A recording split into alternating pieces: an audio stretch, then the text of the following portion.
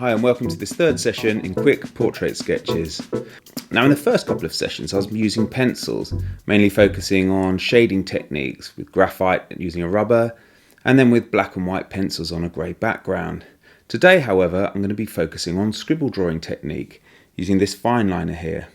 Now I'm also going to use this larger mirror today because unlike last time where we just focused on the central features of the face, I'm going to work my way out gradually towards the ears, the mouth and the chin and so on.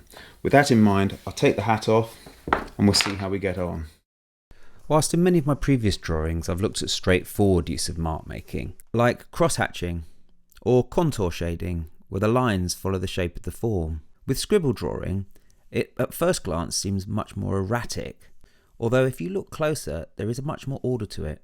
But if you actually liken it to the flight of a bee, for example, where you see it maybe hovering, focusing on one area, and then flying over to another area, focusing there, before then going out to another area, staying constantly in motion and taking no straight lines or hard angles, you'd gradually build up a rhythm and an image might start to appear. You can start with a cloud of lines which gradually build up dark areas of tone to reveal the features. And so with that in mind, let's see how it goes if I record my own face in the mirror.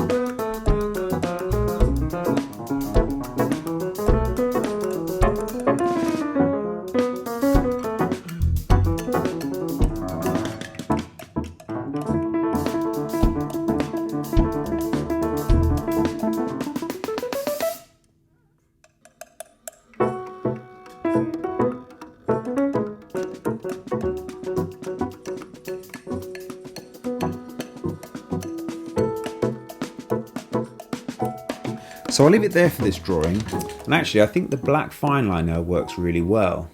Using it for the scribble technique in particular helps really bring a fluent, more expressive feel to the drawing and a looseness to the use of line. Now what I found was really important was that I kept the pen moving all the time and continuously moving across the page. One thing about ink however is once you've made your mark it's there to stay and you can't take areas away like we did with the pencil and the rubber.